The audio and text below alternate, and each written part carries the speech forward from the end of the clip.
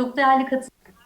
Very valuable participants all over the world who are watching and listening to us. Welcome to all of you to the Marmara Municipality Assembly.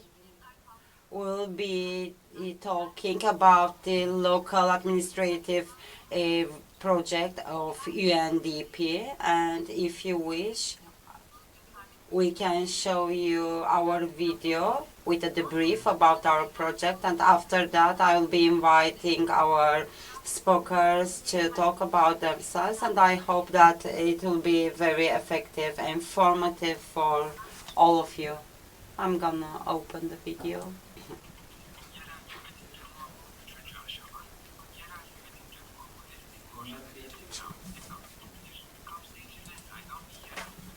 The project about the local administration support project has been started. We have a participant budget, we have improved service performance and reform strategy. LAR has been completed, the first one, the second one has started. And contribution was made for the local participation. We had collaboration, we had capacity building at TBB.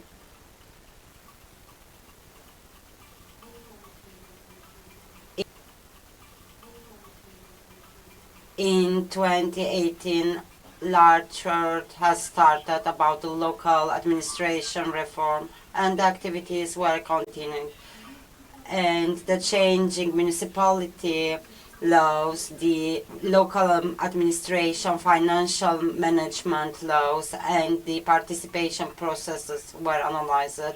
And we wanted to improve the quality of the municipality services at the corporate, financial, and human resources level. And suggestions of regulations will be provided. Also, we have a participative and inclusive local governance policy. We have accountability and transparency and efficient local management database substructure, which is user-friendly and up-to-date. And within the structure of yerel bilgi or local information, we have the performance and reform projects. And as a result of LAR third, we have an effective, quality, inclusive, accountable, transparent, and participative, inclusive international standards project.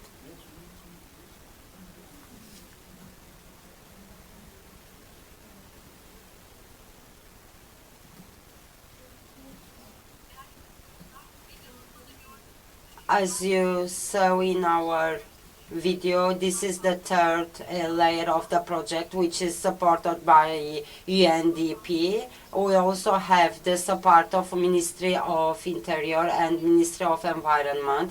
We started in 2019 and currently we are still conducting our operations. It is established to be ended at the end of October, but due to COVID and pandemic conditions, we have an extension. We applied for this extension.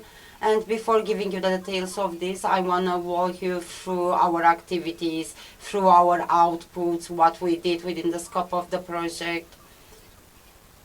Because we worked with very valuable local and international professionals. We had more than 90 workshops and organizations, both online and offline, with participants. And at those meetings, we talked about financial structures of municipalities, about the collection of receivables, about operating licenses. We prepared the reports of the current analysis, and we did comparative analysis of at international levels. Also, we talked about the regulations which might be required in Turkey. We prepared some drafts with suggestions, and they were prepared by the specialists, taking into consideration the current arena of European community.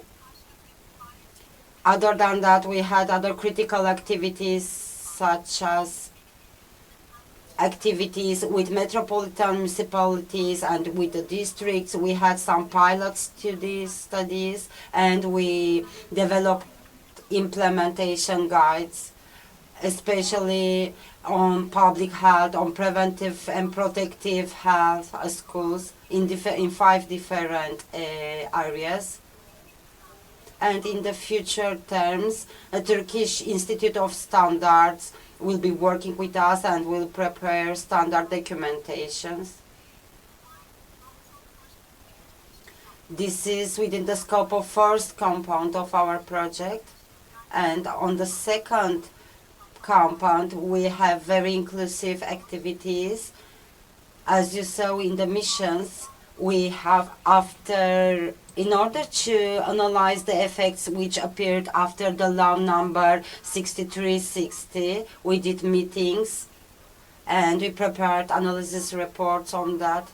And again, after this, the implementation of this law, we worked on central and civil administrations and improvement of neighborhood management in the city center and countryside.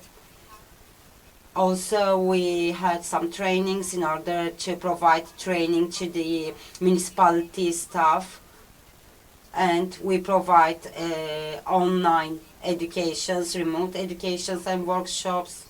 And as the third compound of our project, we had data collections from local. We developed a database,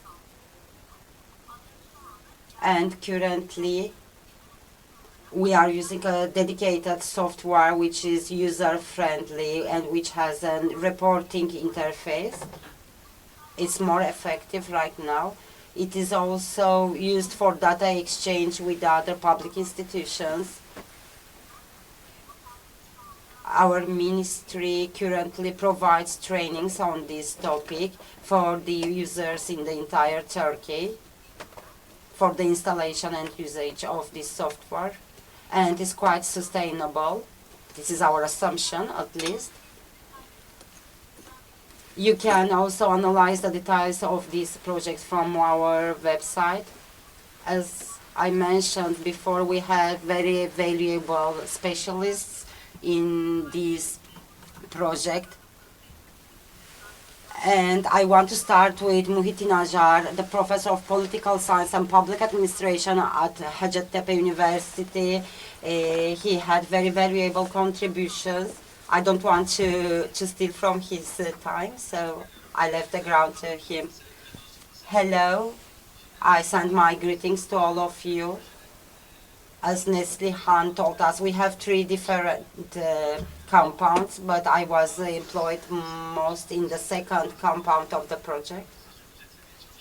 I'm gonna try to debrief you on this.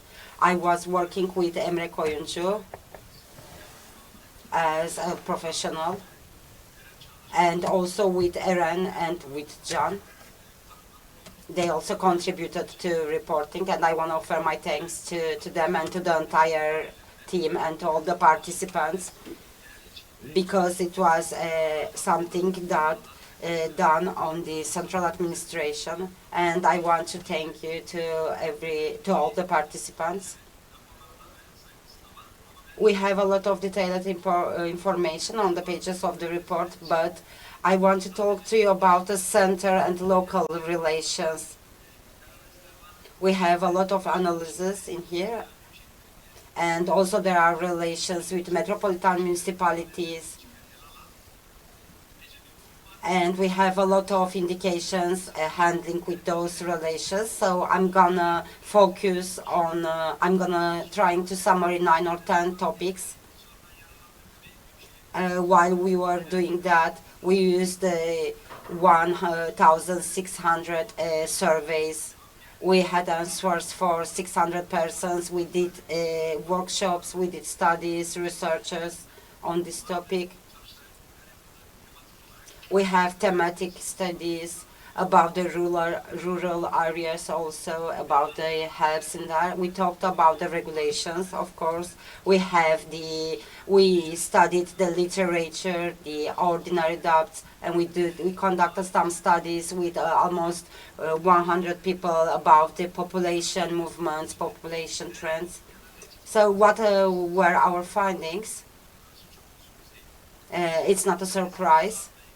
Those of the findings were related to the regulations. First of one is the central administration and the neighborhood regulation are quite different, and here municipalities are not working enough with the partners, and they need to work on a regular basis in order to ensure participation, but we saw that there were not enough opportunities, and we come forward with some suggestions, especially after the law 6360. We wanted to improve those areas.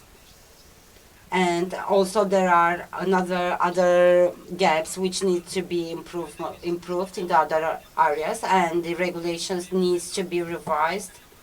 And of course, while amending those regulations, there are some other issues which should be taken into consideration while passing through, while drafting the regulation. We need participation and contribution, but most of all, as Neslihan talked to you, it's about the data sharing. We also have some questions. We also have some complaints about the state liquidation, and I think that it is a very important lesson we should take from this topic. If we'll have similar laws or regulation like 6360, if they are going to be amended, we need to ask our participants, our contributors first, and we need to regulate the schedule in order to align with those regulations. This is the second lesson. This is something very common which was emphasized within this context. And I have another topic. Within time, the central administrations, especially between 2004 and 5 and maybe before that, they delegated some of the authorization, but we received complaints that, especially on settlement area, they turned back, and a great amount of participants complained about that, and it needs to change. We need to prevent the conflicts between the distribution, the delegation of the jobs and the authorizations. I think that this is a common problem for most of central administrations, and I think that most of participants come forward with a reflection on that. Again, after the 6360 law, we have some budgetary issues about the financial distributions, about the low income and contributions which may be done in the area, the services which may be provided in those areas. Also, accessibility to funds, the opportunity in here, increasing the opportunity in here related to the budget and to the funds. All of those have been positively assessed by our contributors, and also the population distribution, things like that. But as the 4th and 5th article, we have the new authorization delegated, and it needed to be in line with the current framework, and there shouldn't be an income gap. We also have supporting analysis, and also there is a decrease of the incomes. We saw that at the central administrations, we saw that decrease. And another interconnected thing here is that after 1981 regulations, I think that the regulations of the municipalities should be revised. We also need some changes in order to improve the activities of the contributors. We need workshops in here. We need settled areas. We need the scaling of the urban areas, the rural areas. And one of the things emphasized by the municipalities was related to the facilities of the companies and their authorizations. They talked about on this topic. And also the local administrations sharers with the central administrations, they need to be removed or simplified. And one of the most important things that I want to mention in here is that the income and cost situation should be equalized. And also we had a coordination head and we talked with them about the schools. It was a little bit complex because on the literature side and on the participant side there were different insights. And we needed an administration which is connected, linked to the central administration. And I think that there were redundant duty distributions. And all of those needs to be revised, needs to be functionalized within the system to match with each other.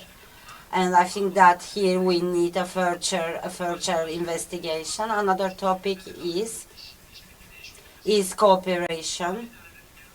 The financial values need to cooperate with the central values, and those values are not at the desired levels.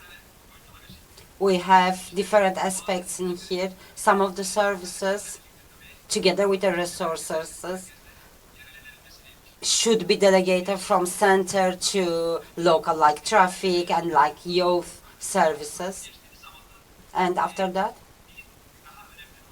the most important thing is the central administrations and metropolitan municipality duty distribution conflicts, especially after 1960 year, they started to have those kinds of conflicts. And you may also add the social aids policies, social services policies to this confliction topic. The duty authorization, duty distribution, they need to be more clear, more transparent.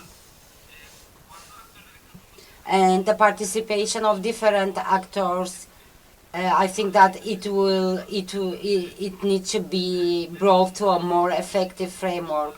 Maybe the relations between two administrations should be revised a little bit more, especially on the participants' side.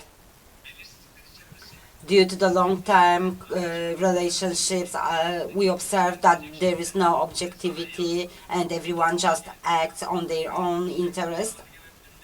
And also we talked about, with the General Roads Directorate, about distribution of the water. We talked with the General Directorate of the Forestry, with different institutions. I think that it shouldn't be considered only like a general regulation, but there are a lot of issues that arise after the 63-60 law implementations, and I think that they should be revised. And inter-administration information sharing is another issue in here, in terms of coordination and cooperation. And the local administrations, the representatives from those administrations said that whenever we are asked to provide information, we are providing this, but this is a single way, like a single way love story. Only we are the giving party, but we can't receive what we need. And many central administration institutions have the documentations, have everything, but we can't make use of that. But we need a staged and controlled data sharing system. This is what I was also talking about in the third component of the project. I think that it will be very useful. And also the central administration institutions, or one of their demands was in terms of, like, we are also a public institution, we offer public services, but the central administration institutions, at least some of them, and which also have public administration personality. They are using they are making use of some opportunities. They have complexes and facilities, and we can't make use of that. they have some privileges, and we need so if they can make use of those exceptions, we need to make use of those exceptions too. I want to use my time effectively, and I'm gonna sum up. I know that there is a pro rata between the administrations and their incomes and revenues. But in the light of the new reflections, the central administrations, if they are delegating the local administrations, of course they are doing that for the public interest. They may do that as the policymakers. But additionally to that, if there are some additional liabilities, if they are going to delegate additional liabilities, they should also provide some support. And this issue, I know that this issue is also discussed in the other countries. And I think that the local administrations want some support and resources on different topics. So if we are delegated some responsibilities, we also need some extra incomes and resources. Thank you very much for listening to me. Yes, it was a long topic. Thank you very much. Now there's another participant that will talk about the local administration and your recommendations about these issues that we encounter. So the floor is yours. I will start by greeting all of you. I will also talk about the third phase of the LAR project, and I will be talking about the muhtarats here. And our studies, both according to the literature and at very difficult focus group levels that we have conducted, along with a lot of participants from all areas of interest. And it's a very wide-scoped research.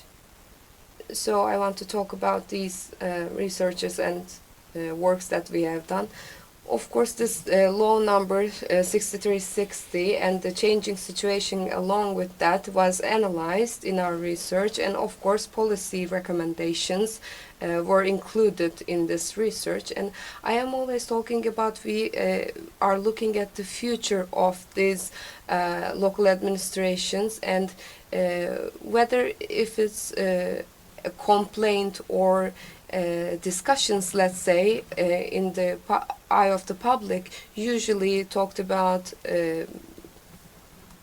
are talked about some problems, and local administrations and especially the neighborhoods, the muhtarats, they are really playing a key part as they are very close to the public, and their problems should be definitely solved effectively.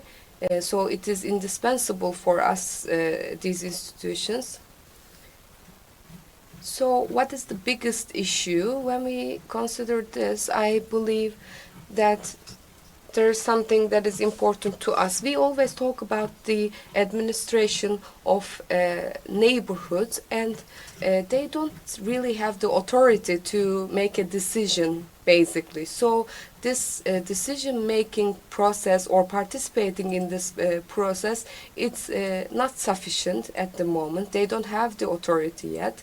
So when we look at the neighborhood and the administrations there, they need to have the right and the authority to be a participant in the decision-making process.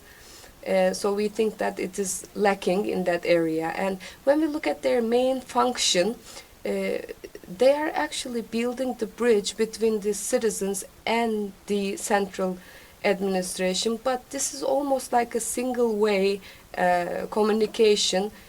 because whenever they have some kind of problems or any kind of needs of the public from the neighborhood, from the citizens, they actually transfer and convey these problems to the central administration. And the single person who is always faced with these complaints or problems of the public is the muhtar.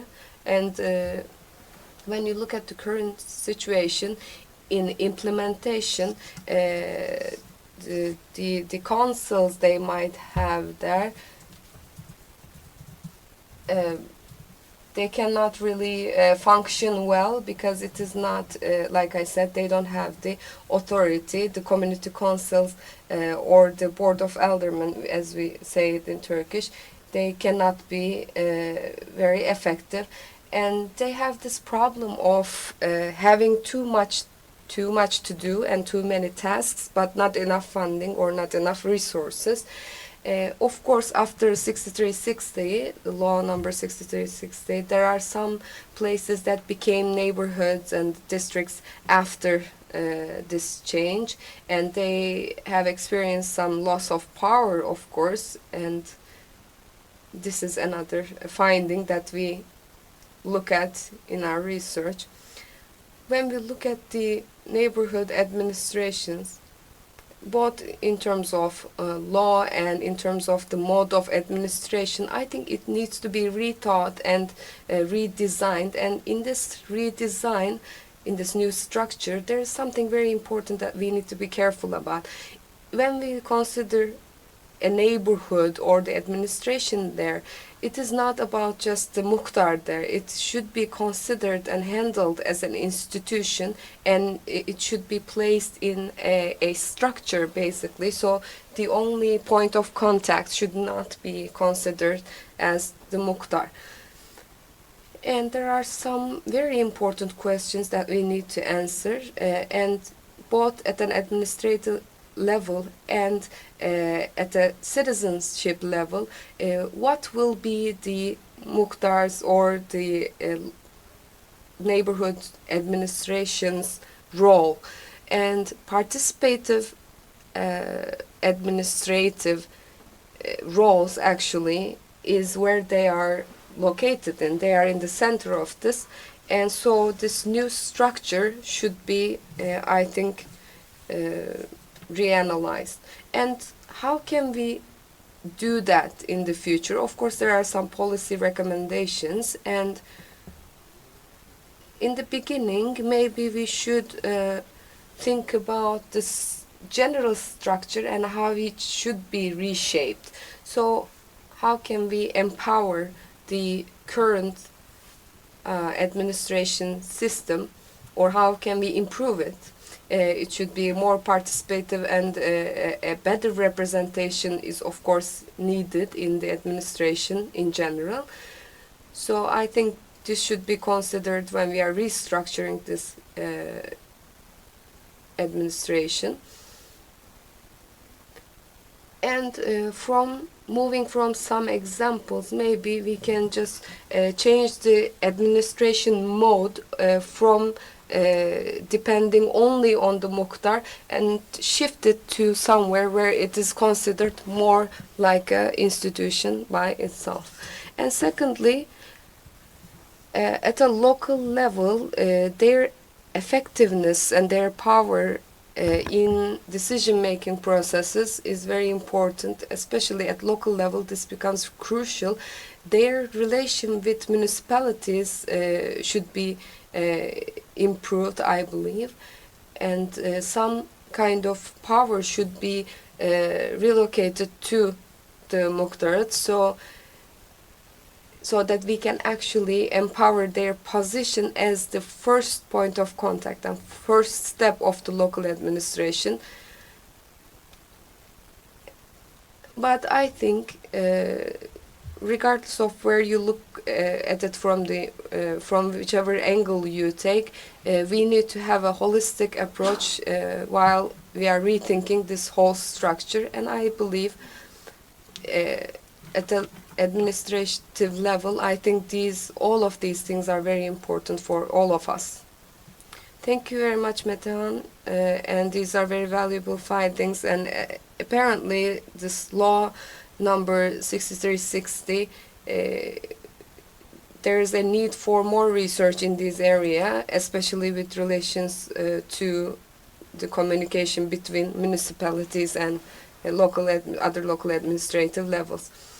So now, if you allow me, let's talk about the council structures, assembly structures. Let's hear their experiences, and then we will move towards the European side a little bit. I think you can see my slides. Dear colleagues and participants and everyone who is listening to us, welcome to this session. These projects, as mentioned before, were applied at different levels, and I think they are really a win for Turkey because they are multi-dimensional and they have very good benefits for everyone. And we are not only talking about this project's third phase. There are so many different activities, maybe more than 30 activities, very similar to this. So this is almost like a trailer to all of the other programs and projects. And MARUF,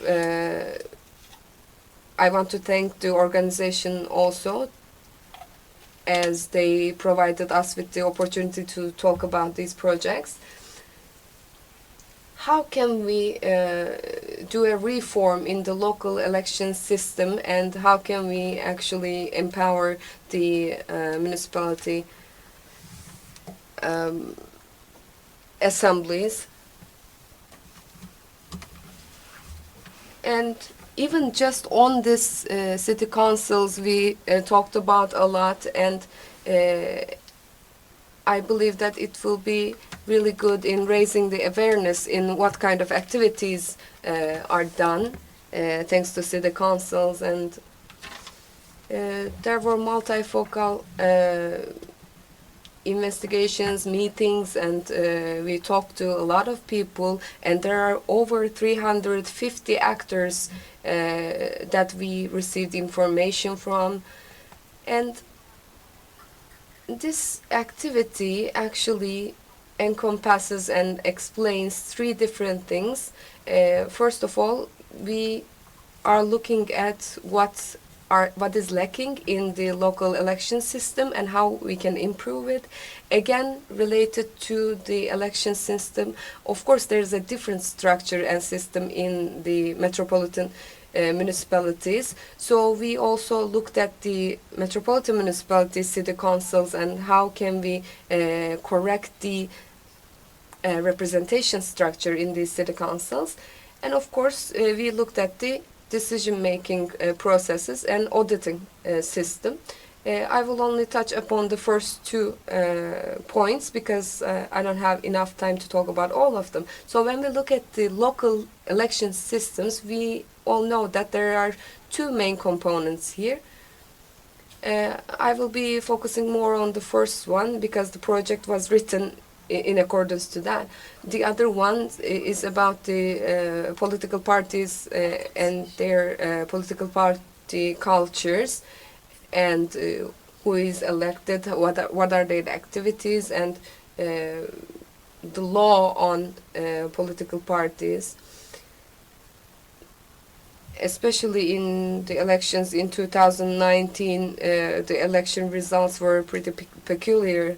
So the second point has a very important side to it, but what we are usually interested in is the first point, which is a little bit more technical, about the law on local election.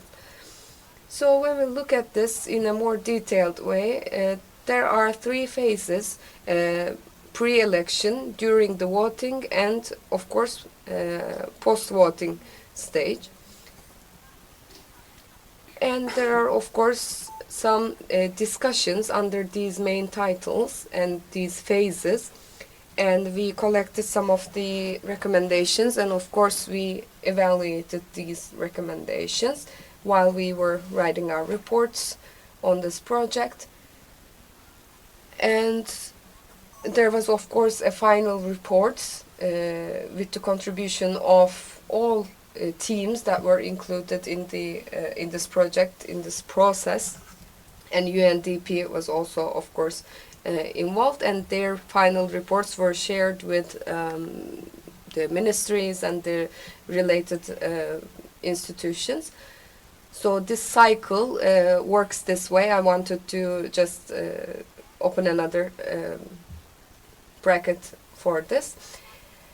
And you know, the pre-election and how the candidates are determined, who are these candidates, who can be candidates, and what is the reasoning behind selecting these candidates. And what I want to mention here is that after the voting, after the elections, let's say this is the result that we got. There are different parties, A party, B party, and there is a threshold of 10%. It is called a threshold, but I want to talk to you about its effect. So let's say in any municipality, the elections are done. Let's say there's a strong independent candidate, let's say, and as you can see, it is over 10%. So let's say the distribution of the votes are like this on the table. This percentages that we see in a real democracy, the real votes and the real percentages are these, right? This is the real results. But because of the threshold system in our system, this is not the 10%, this is 0.10% threshold that we have in our system. It is called the 1/10 threshold. So there's a deduction of this percentage from the general number of votes, and you can see from the table that I don't want to spend too much time on this, but what I want to say is that this is almost like a magic trick. As you can see, Party A received 38.67% of the votes. However, at the end, it feels like, and it actually works in this way, they received 52.44%. However, when you look at the independent candidate, although they are over the threshold and they are close to 11%, but because of that 1/10 threshold implementation, their votes and percentages drop to 1.22. So we say bye-bye to that candidate. So this is a very weird system that was accepted in 84. So for the last 40 years we have this system implemented in our country, and I think for 40 years applying this kind of system into our election system, this is atrocious, because this is actually blocking the rights of people. So this is not, I believe, the real results, and this should not be the case. So the real votes and the coefficients, they don't match. So this system apparently works, and there are no harsh criticism, or anyone doesn't really put up much fight against this implementation. So this could be advantages for some political parties, but it is against democratic participation and representation. So I think this is against our democratic rights. And Another thing is that I want to show you some tables about the current situation of metropolitan municipalities and their city councils.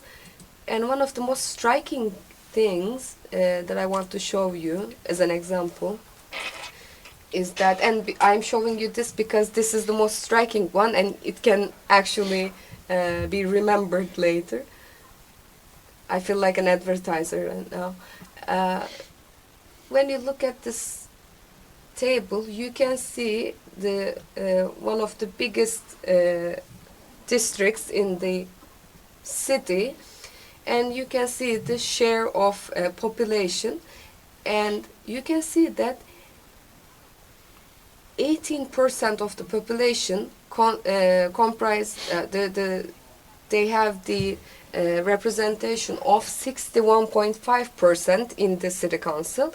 And when you look at the other bigger districts, even though they have a population share of 81.9%, their representation in the city council and their weight in the city council drops to 38.5%. We are running out of time, so can you please wrap it up quickly? Yes, of course. I just wanted to share with you some recommendations, and we started with, of course, a new kind of structure. We first looked at a recommendation model, and we did some calculations, and we looked at Antalya as an example, and we tried to come up with a good practice recommendation. I think the representation of districts could become much better if we follow these recommendations. Thank you very much for this very detailed and presentation. And now let's hear the European side, if you will.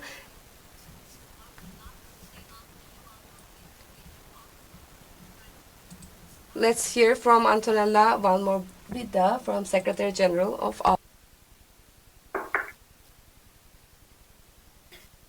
Yes, thank you very much. Yeah, my part of the work in this LARS component was to respond to some questions and to do a comparative analysis of European examples. So we choose together Poland, France, and Italy for comparing the situation among those countries and the situation in Turkey.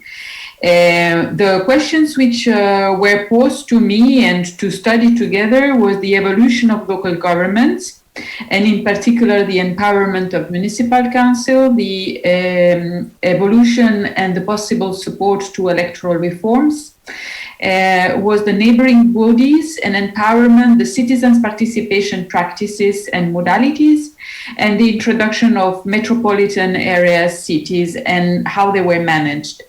So, of course, I want to say hello, everyone, and once again, give me the opportunity to congratulate the last three team, which had to work in very difficult conditions these years and still managed to deliver very qualitative work.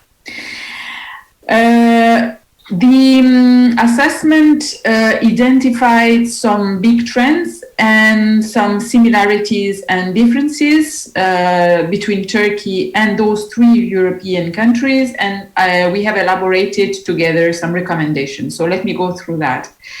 The three countries selected, Poland, France, and Italy, were relevant to the Turkish case. I know that Turkey is often looking at France as an example in local governance empowerment. So we took this example, and indeed there are many similarities. I took Poland as a new European member state because for Poland, the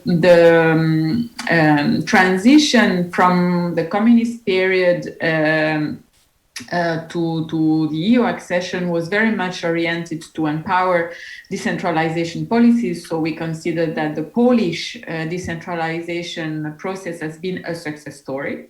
So it was good to report. And Italy is also among the big European states that we could measure, because of course for Turkey, it was relevant to have countries with 60 million inhabitants and more, so to be able also to compare.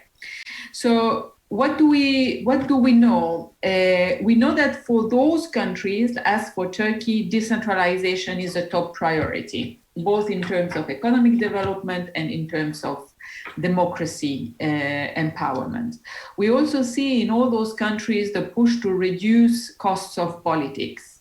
So there are accommodations for reducing this cost, both on units which are represented, like in Italy. We had a big administrative reform which has reduced the number of provinces, so there is an attention to cost. There is also in all the countries, including for Turkey as well, a simplification regarding smaller municipalities, so to make it sustainable.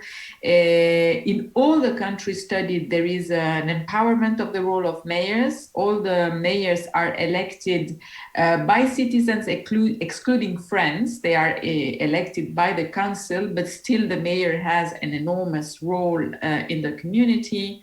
There are empowerment of the tier governments. In all three countries in these last 10 years have been established metropolitan areas, very much in line with what has been done in Turkey. We also talk about everywhere empowerment when it comes to intercommunalities and how to deliver services even in smaller contexts. And there is an attention on focusing on transparency and attention to the conflict of interest. My study has gone through comparative analysis of different criteria for all the 5 macro areas which I mentioned above. And then we elaborated the first list of recommendations, which were then discussed in focus group, which were very, very interesting, and that helped us also to fine-tune our recommendations. So let me go straight to the recommendation. I know that the time is short, so I want to go straight to the point. So in general, the objectives of the recommendation wanted to, for Turkey, try to diminish the strong mayor's role model, in the sense that nobody wanted really to cancel this aspect, but they wanted to, in any case, try to mobilize and to empower municipal councillors and municipal councils with so far a too strong model with the mayor at the top. We had the objective to also propose and to facilitate the candidature to electoral list of relevant groups of citizens, in particular women, public officials and academicians. So a qualitative approach to candidacy to the municipal councils, to facilitate and make more effective engagement of citizens in local governance, in particular through empowerment of the citizens' assemblies, to reorganize the metropolitan areas and cities that also are affected by a disbalance of representation. Erbay mentioned some of them there, but there are also some other models which show that in the metropolitan areas, the smaller municipalities, districts involved have too much role compared to the other big components of the metropolitan areas. And also we have proposed to empower the practice of neighborhood and management councils, which were also a request. So regarding a few really very short mention on those macro areas, regarding the improvement of the electoral law, as Erbay mentioned, there is a proposal to diminish the threshold for the political parties and lists being included in municipal council. 10% seems to be very high, while it's maximum 5% in the countries where we studied. we are proposing gender balance representation. There are various possibilities. There are percentage of gender representation in the countries which I've studied, and in Italy is also, and in France is alternate representation in the municipal list. We are also proposing preferences in voting so that you can tick your preferred name. France is not implementing this example, and I know that Turkey is looking at France as an example, but as a matter of fact, it is immensely empowering the municipal councillors because it makes their name visible. So this is a good practice to us.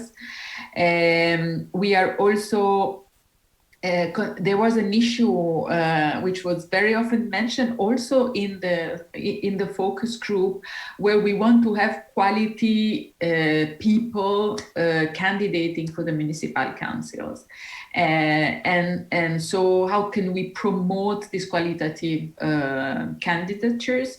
It's very difficult and doesn't exist anywhere. So you cannot say, oh, you need to be a doctor, you need to be a lawyer to be a candidate. It doesn't work this way, unfortunately, or fortunately. So we are proposing here to, in any case, invest more on the training and empowerment of the local municipal councillors. Regarding the municipal empowerment, as we said, we should make sure that the municipal councillors have more responsibilities. They have, like in France, that there are delegate councillors which are in charge of specific part of the municipality topics and areas.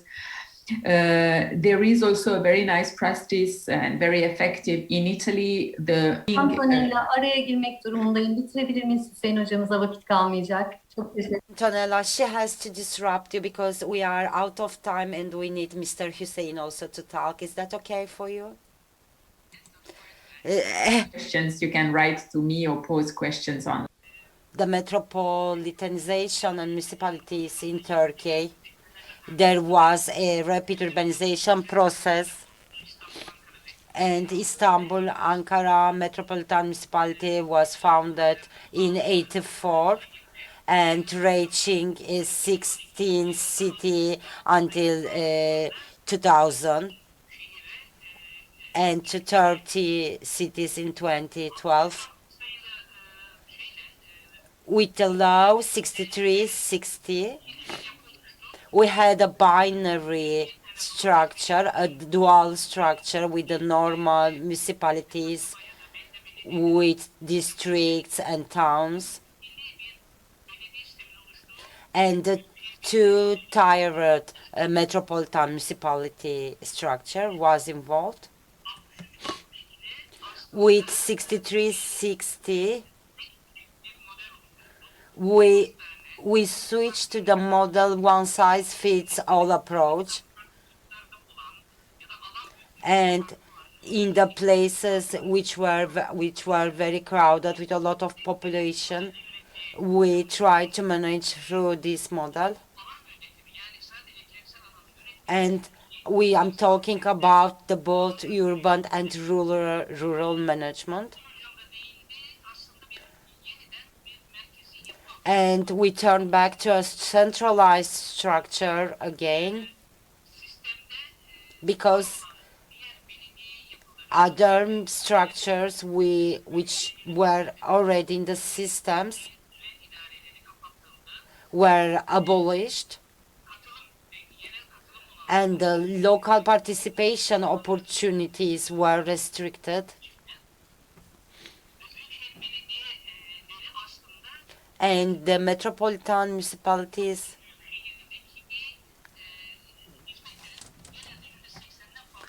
and more than 80% of the municipal services in metropolitan areas were provided to MS. And they were relatively weak.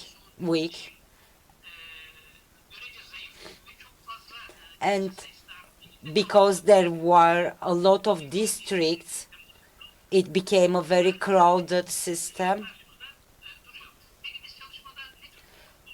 So what were our findings in the focus group?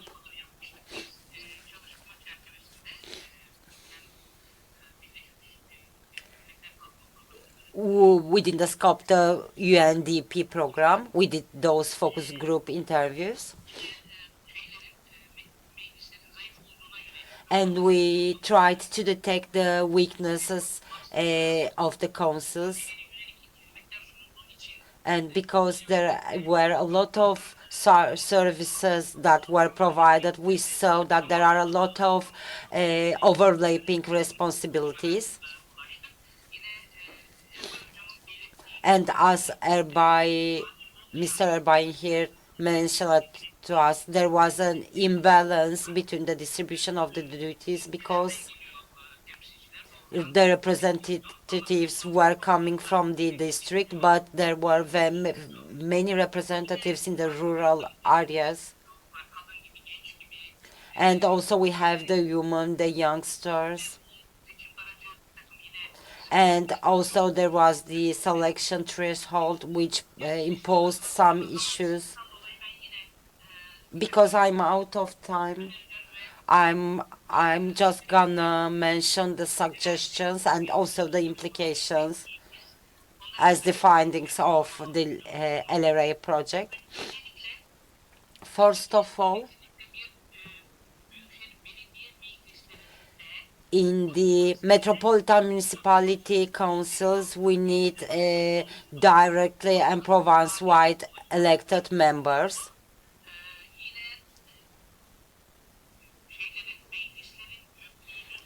And we need to reconsider the size of the metropolitan municipalities, and we need a representation of the women or of the youth and the disabled people in the councils.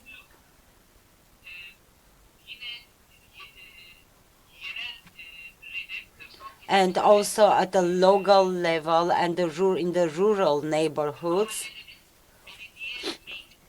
We need the neighborhoods to be better represented. And as I mentioned, we need justice in representation and stability in administration. And we need this principle to be more effectively, and to do that through election system threshold. And also, we need the participation channels to be more wider. And we need different participation opportunities to be enabled. We need the neighborhood councils to enable those different participations.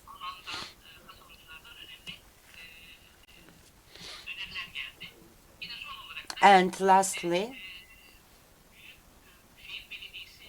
for the metropolitan municipality, yes, we know that they are strong, but we know we need the district municipalities and district councils to undertake more responsibilities. Thank you. We thank you. And I want to offer my thanks to each of our panelists for giving their times and for their very valuable contributions to our project. And also I offer my thanks to MARUF organization for this event.